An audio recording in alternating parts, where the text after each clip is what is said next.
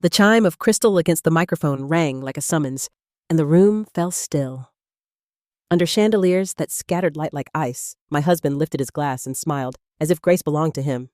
"Iris, we are over. I have found someone else." A dozen breaths caught at once my son's chair scraped, and the red dress across the table tilted its chin like a crown. I did not cry. I unzipped my purse set, a manila envelope on white linen, and nudged it toward the man who had shared my bed for 33 years. "Thanks for the notice, Leonard." I kissed my son's forehead and walked for the doors. Paper tore behind me. Then a scream that sounded like the past being ripped open. "My name is Iris Montgomery, 65, mother to Nolan, Oregon. Born raised on promises I kept longer than the people who made them. For most of those years, I believed in two steady truths, that family can be mended with patience, and that a vow protects the home it names. I married Leonard after 6 quick months that felt like a sunrise without clouds. He was recently divorced, charming, meticulous, a rising man in insurance who looked around my tiny catering kitchen and said he had never tasted anything that felt like being seen. I had a dream with a wooden sign that read, Iris's Hearth-Hot Peach Cobbler Honey-Glazed Barbecue Creamy Potato Soup, the kind of food that pulls chairs closer. Then his promotion came a move to Seattle and a promise that held my hand. "We will make your dream safe soon. Just wait until things are stable." Stability became a traveling horizon. I packed my copper pots and told loyal customers I would reopen after we settled. Settling became years, then decades. In those first years, I learned the quiet work of building someone else's ladder. I raised Nolan, I ironed Leonard's shirts, I typed budgets at the kitchen table while a landline rang under a pile of contracts. When the money tightened, I took a desk at First Harbor Credit Union. I told myself it was temporary. I stayed 25 years and learned the language of numbers that do not lie. People can tilt meaning. Ledgers cannot. I rose from a service desk to internal control, and somewhere along that climb, my hands grew calloused from keyboards rather than dough.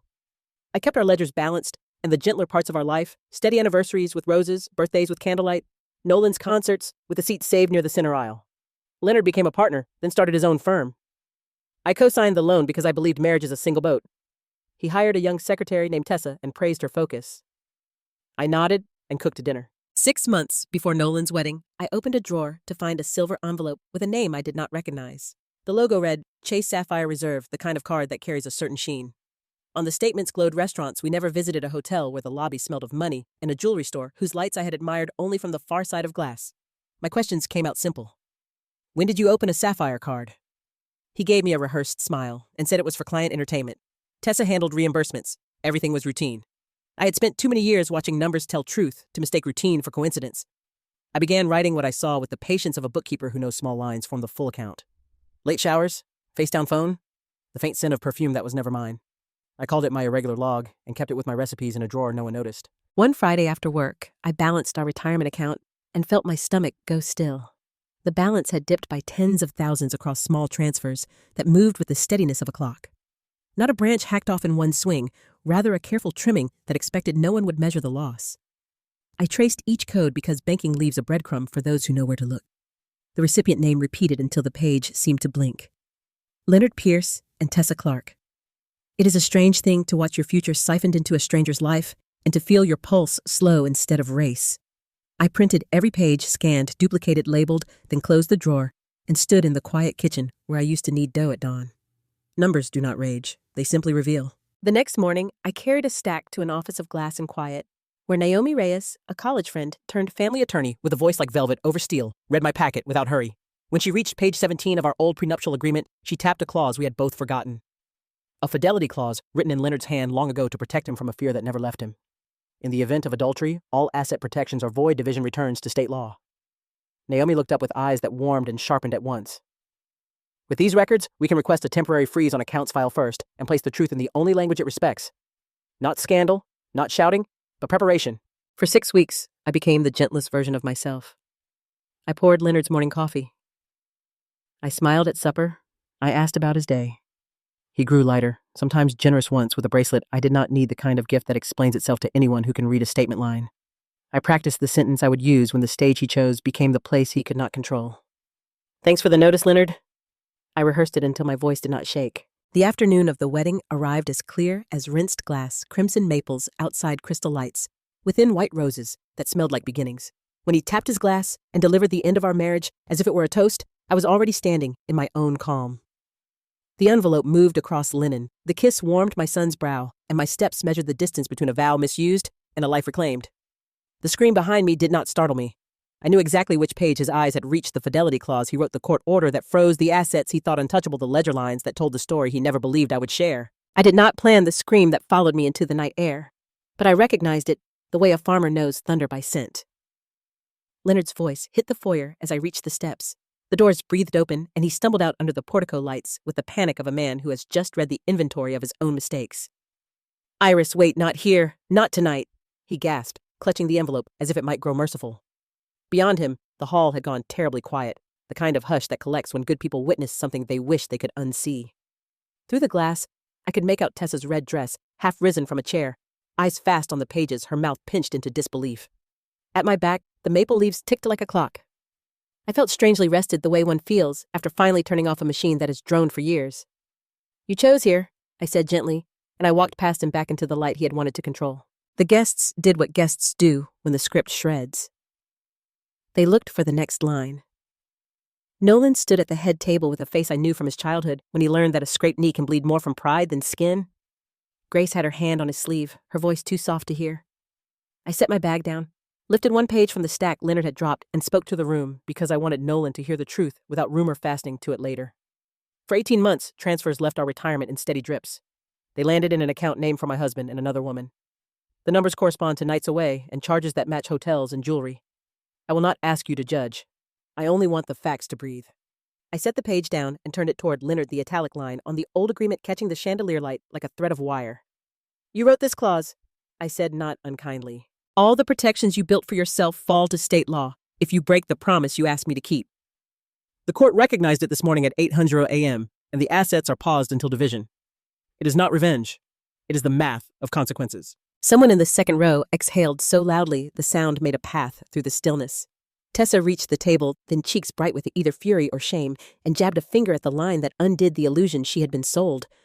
"He told me she would sign anything to keep peace," she spat, and for a moment I saw the girl she still was, fierce and frightened under a dress that had been meant to broadcast triumph.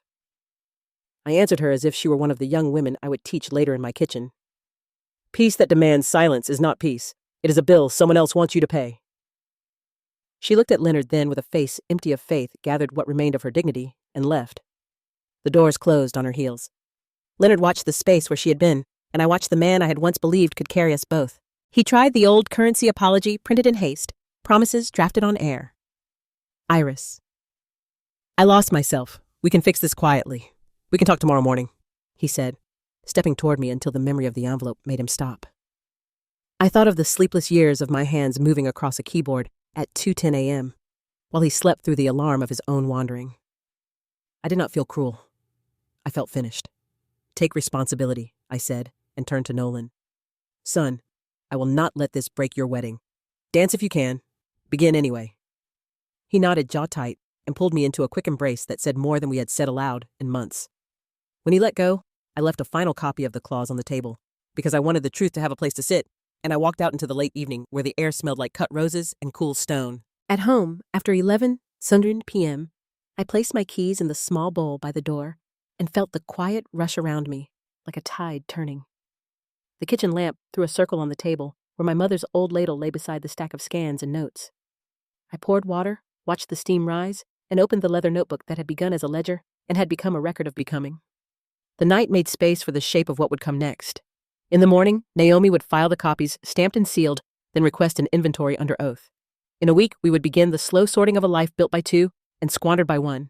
I did not rehearse speeches or revenge.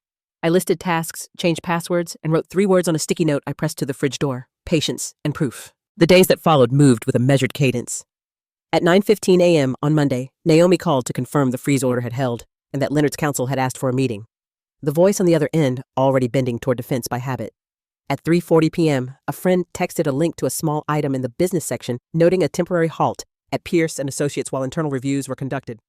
I felt neither pity nor pleasure, only the flat relief that arrives when the consequences you feared will never come are finally arriving without your hand on them.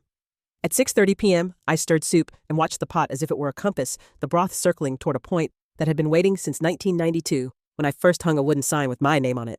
That Friday, I unlocked a cabinet I had left untouched for years. Inside lay the laminated menu from Iris's hearth grease splashed and full of laughter I could swear I heard between the lines. I cleared the kitchen table, set out a legal pad beside it, and outlined a plan so modest it glowed.